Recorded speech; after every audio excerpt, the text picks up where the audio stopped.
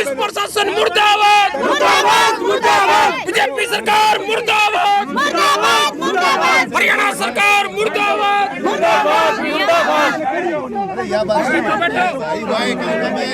हम अध्यक्ष हमारे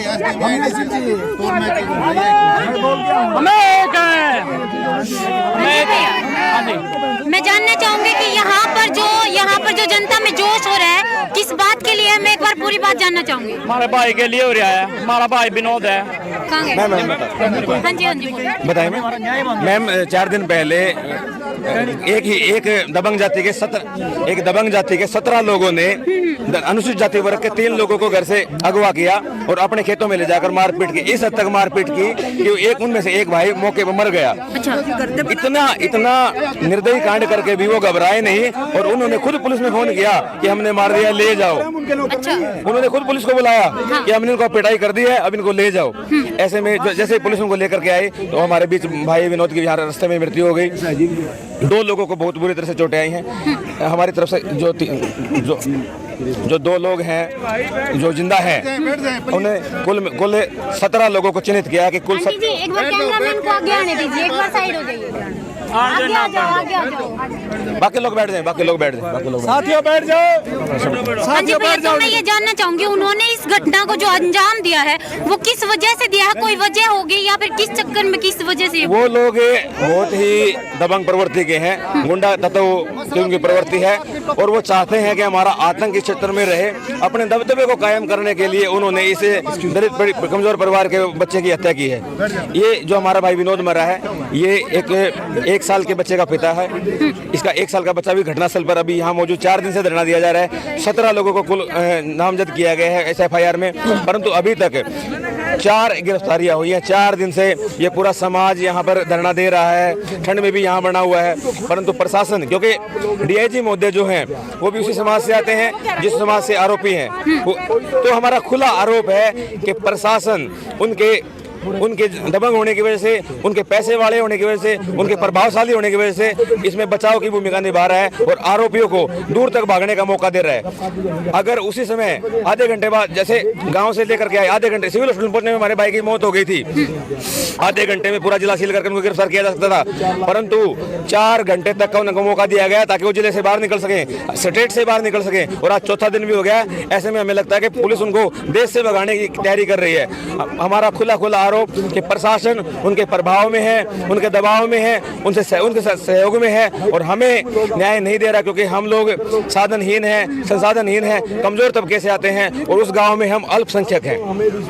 भैया मैं ये जानना चाहूंगी, जैसे कि आपने बताया उनकी पिटाई करने के बाद में जो फोन करके पुलिस को बुलाया गया है, तो क्या उस टाइम पे वो लोग वहाँ पर मौजूद थे या फिर नहीं थे? वो मौजूद थे।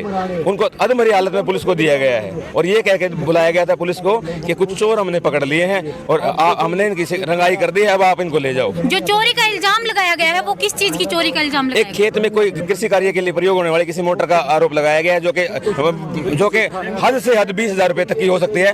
ये लड़का नहीं मानना कि मैंने चोरी नहीं की, उसने चोरी नहीं की, उसने कहा मैंने चोरी नहीं की, तो मारपीट हुई। उसने कहा मैंने नहीं की, और ज्यादा मारपीट हुई। वो कहता रहा मैंने चोरी नहीं की, तो और ज्यादा मारपीट हुई, इतनी ज्यादा मारपीट हुई कि भाई वहाँ पे मर गया। इनका कोई भी बैकग्राउंड चोरी का नहीं है। जो भी मर गया है, मृतक है, उसको जबरदस्ती, क्योंकि वो बड़ा परिवार के अंदर कमा के खाने वाला व्यक्ति था और उनके परिवार का सहारा भी था, उसके पे गलत आरोप लगा के उसको बुरी तरीके से मारे हैं और इतनी यातनाएं दी गई हैं, घोर यातनाओं की वजह से उसकी मृत्यु हुई है। प्राइवेट पार्ट्स को भी इसमें, और ये जो 2 लोग किया गया, इनके साथ भी बहुत जबरदस्त तरीके से मारपीट करी गई है, जो कि एक अमानवीय घटना हम इसको कह सकते हैं, पूरे समाज को हिला देने वाली घटना। लेकिन प्रशासन जो अपना रुख अपनाए हुए है ये बहुत ही शर्मनाक है, इसकी निंदा करते हैं हम। यहाँ धरने के माध्यम से यहाँ पीड़ित परिवार लगातार संघर्ष कर रहा है, समाज का हर एक वर्ग दुखी है, लेकिन प्रशासन अपने मस्ती में मस्त है, क्योंकि कोई आके न ब्रीफ कर रहा है कि 3 बार 4 कर लिए, कोई 5 कर रहा है, क्लियर कट जवाब नहीं दे रहा। हमें यहाँ गुमराह किया जा रहा है। जब तक प्रॉपर उसको न्याय नहीं मिलेगा हमारा ये धरना और संघर्ष जारी रहेगा।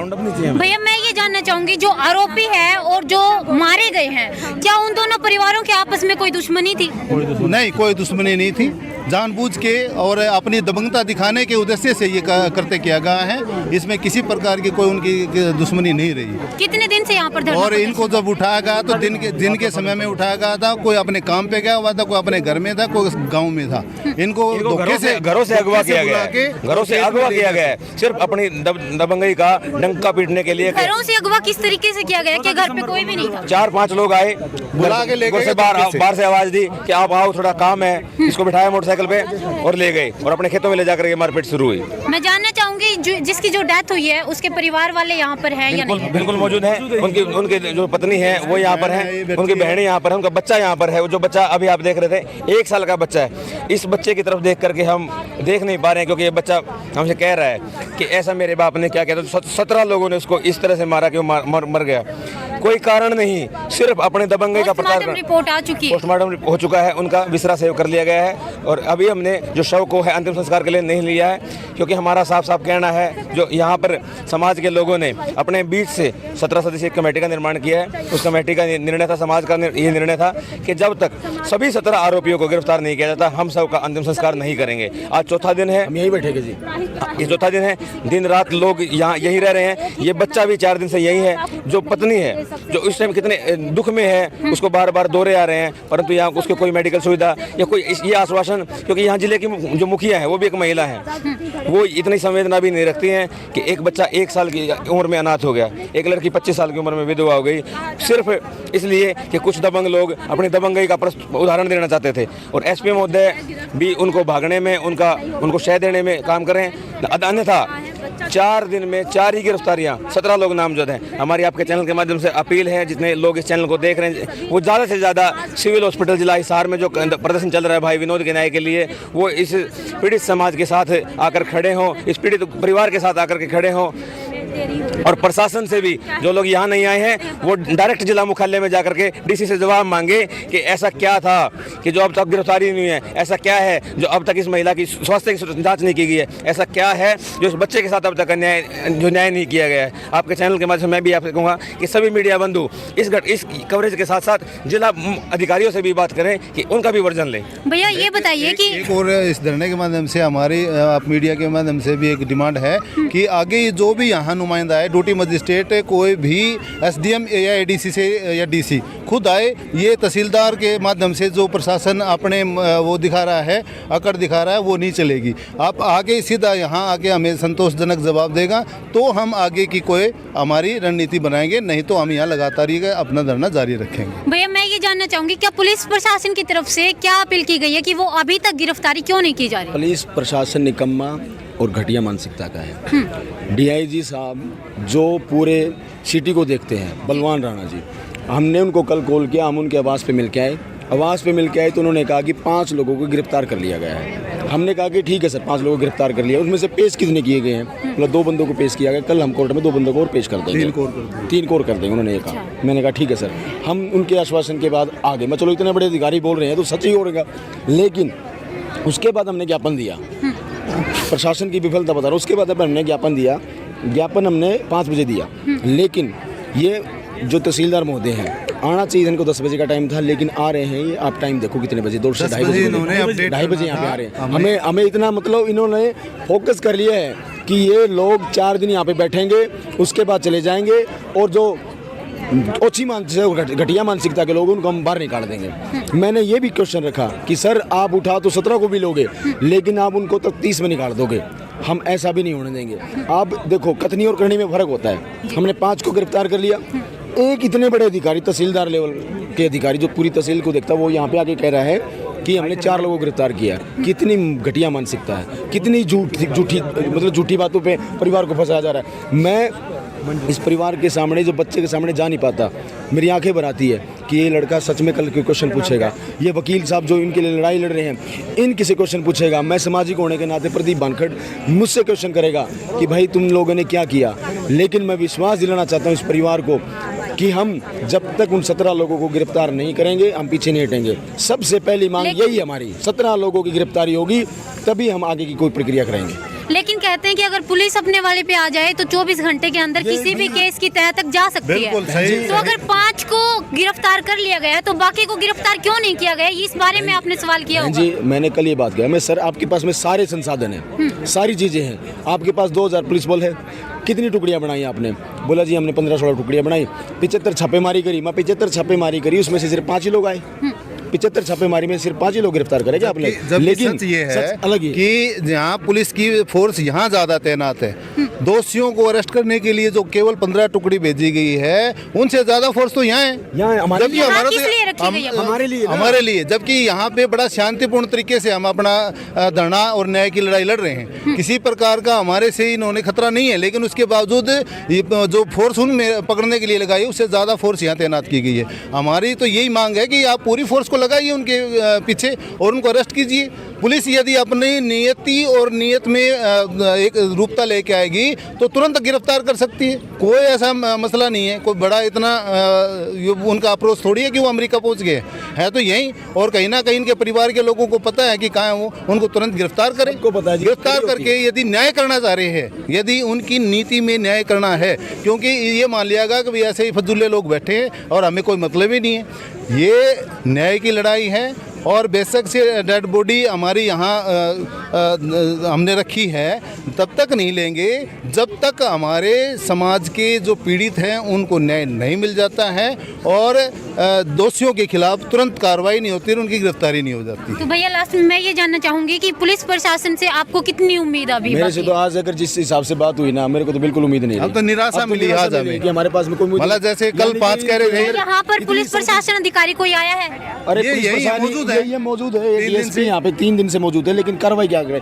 ये मौजूद पता किसके लिए? डीएसपी ये हमारे लिए मौजूद है, हमारे लिए मौजूद है, उनके लिए मौजूद नहीं है। यहाँ पे सारे रोड इन्होंने रोक रखे हैं। वो अरेस्ट नहीं करता हत्यारे को, कुछ भी इनकी नीक प्रयास है। क्या कहेंगे अंकल जी, किस वजह से नहीं कर रहे हैं अरेस्ट? नेग्लिजेंसी है।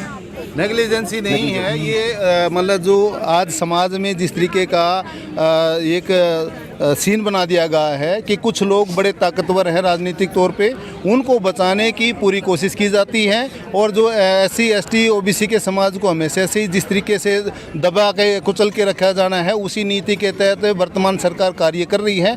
इस यहाँ बार बार हम रिक्वेस्ट कर रहे हैं कि भाई हमें न्याय दो। और 2014 के बाद से लगातार ये घटनाएं बढ़ रही हैं, SC समाज के साथ लगातार घटनाएं ऐसी घट रही हैं जो अमानवीय हैं। ये पहला मामला नहीं है, पूरे हरियाणा में यदि देखेंगे और ज़िले में भी देखेंगे तो ऐसी घटनाएं बार बार घट रही हैं। जबकि ये एक सिस्टम है कि प्रशासन एक ऐसी नीति बनाएगा कि जो भी समाज का हिस्सा है उन सब के साथ न्याय हो और किसी के साथ इतना भारी जुल्म ज्यादती ना हो।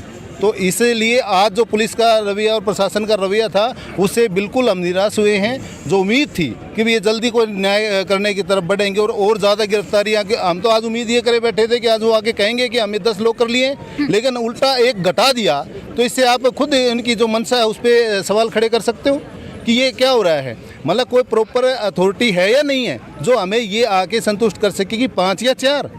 अब इसी पे यदि आप घुमाते रहेंगे 5 या 4 हैं तो इससे तो उनकी जो नीयत है उस पर हमें पूरा शक है कि वो उनको बचाना चाहते हैं। कब तक धरना प्रदर्शन चलेगा ऐसे? जब तक गिरफ्तारी नहीं हो जाती, जब तक गिरफ्तारी नहीं होगी तब तक चलेगा। जब तक हमारी मांगे नहीं मानते तब तक ये धरना प्रदर्शन चलेगा। ये तमाम साथी यहाँ पे बैठे रहेंगे, इनको अपनी जान मान की कोई फिक्र नहीं है। ये सारे क्रांतिकारी साथी जो यहाँ पे बैठे हैं, और आपके चैनल के माध्यम से मैं और लोगों को भी कहना चाहता हूँ कि अपने घरों से निकल के यहाँ पे पहुँचने का काम करें। साथियों, आप लोगों की भीड़, आप लोगों का साथ, आप लोगों का विश्वास हमारे लिए बहुत ज़्यादा ज़रूरी है। आपको आना पड़ेगा और इस लड़ाई में हमारा साथ देना पड़ेगा। ओके भैया। तो दोस्तों यहाँ पर काफ़ी सर्दी का मौसम है और काफ़ी ठंड भी हो रही है, लेकिन उसके बावजूद भी जो अनुसूचित जाति के लोगों पर जो ये अत्याचार किया गया है, जो मनुवादी सोच, मनुवादी विचारधारा के जो लोग हैं वो दहशत फैलाने की जो घटना को अंजाम दे रहे हैं, आप लोग देख सकते हैं यहाँ पर भीड़ भी काफ़ी है और काफ़ी लोग जो हैं इस बारे में बोल रहे हैं कि जब तक विनोद को न्याय नहीं मिलेगा तब तक वो यहीं पर धरना प्रदर्शन करते रहेंगे।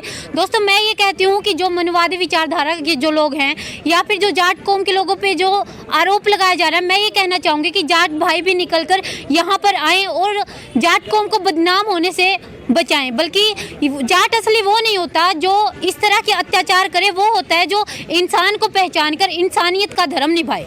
तो दोस्तों अब देखना ये होगा कि कब तक पुलिस प्रशासन की जो हरकतें हैं वो भी आप लोग देख रहे हैं। यहाँ पर बार बार बताया जा रहा है कि प्रशासन की तरफ से कोई भी आश्वासन नहीं मिल रहा है। तो हम देखना अब ये है, सवाल अब ये उठता है कि क्या अनुसूचित जाति के लोगों को न्याय मिल पाएगा।